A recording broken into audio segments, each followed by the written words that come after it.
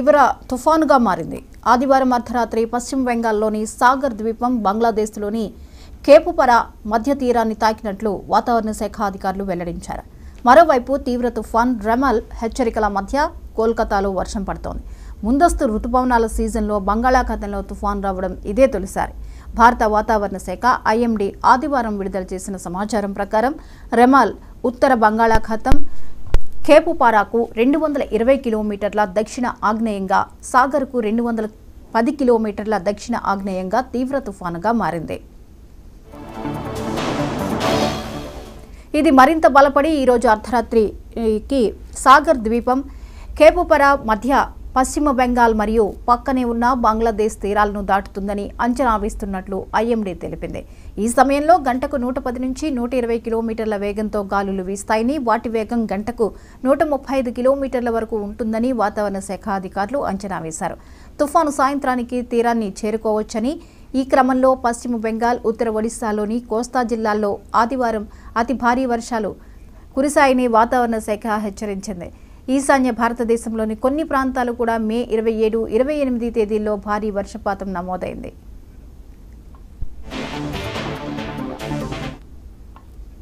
తుఫాన్ పశ్చిమ బెంగాల్, బంగ్లాదేశ్ తీర ప్రాంతాలకు చేరుకున్నప్పుడు 1.5 మీటర్ల ఎత్తులో తుఫాన్ అలల కారణంగా లోతట్టు ప్రాంతాల్లో వరదలు వచ్చే అవకాశం ఉంది.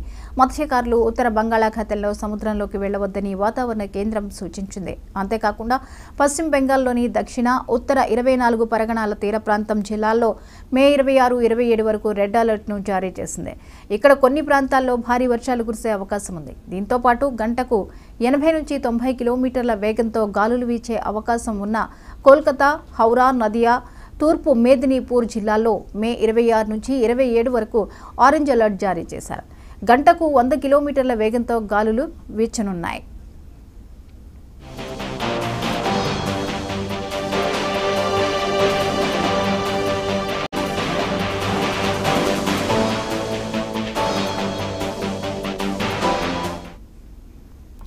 తుఫాను హెచ్చరిక కారణంగా దక్షిణ 24 పరగణాలకు చెందిన సీల్దా, నమ్ఖానా, ఉత్తర 24 పరగణాలకు చెందిన కత్ద్వీప్, సీల్దా, హస్నాబాద్ మధ్య అనేక లోకల్, సబర్బన్ రైలు సేవలు ఆదివారం అర్ధరాత్రి, సోమవారం ఉదయం మధ్య రద్దు చేశారు. తుఫాను రమల్ గురించి తూర్పు రైల్వే సిపిఆర్ఓ కౌశిక్ మిత్రా మాట్లాడుతూ, మేము తగిన ముందు జాగ్రత్త చర్యలు తీసుకున్నామన్నారు. వాతావరణ అధికారులతో సంప్రదింపులు జరుపుతున్నామని, తక్షణ ప్రతిస్పందనను అందించడానికి మేము వివిధ ప్రదేశాల్లో అధికారులు, సిబ్బంది కోసం శిబిరాలు ఏర్పాటు చేశామన్నారు. పంపింగ్ స్టేషన్లు పనిచేస్తున్నాయి, అదనపు వాహనాలు సిద్ధంగా ఉన్నాయన్నారు. ముందు జాగ్రత్తగా హోర్డింగులు తొలగించబడ్డాయి, కొన్ని రైళ్లు రద్దు చేశామని తెలిపారు.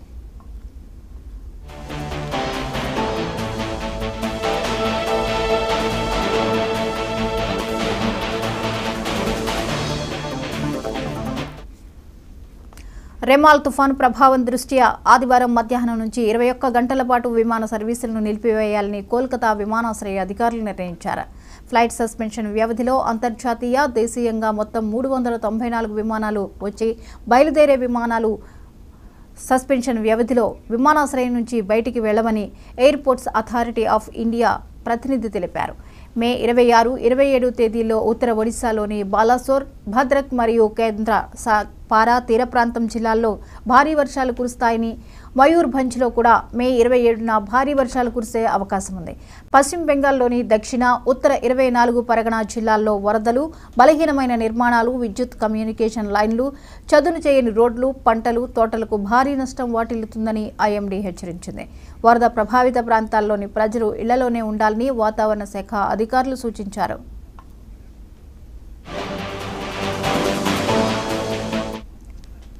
ఇక ఏపీలో ఎండ తీవ్రత పెరిగింది. ఉక్కపోతతో ప్రజలు అల్లాడారు. ఇదే పరిస్థితి ఈవేళ, రేపు కూడా కొనసాగే అవకాశం ఉందని వాతావరణ శాఖ అధికారులు తెలిపారు. ఏపీలో చాలా చోట్ల ఉష్ణోగ్రతలు పెరుగుతాయని అధికారులు స్పష్టం చేశారు. ఇక ఉత్తర భారతంలో కూడా తీవ్ర ఎండలు వీస్తాయి. అంతేకాకుండా వడగాలులు కూడా పెద్ద ఎత్తున వీచే అవకాశం ఉందని వాతావరణ శాఖ అధికారులు స్పష్టం చేశారు.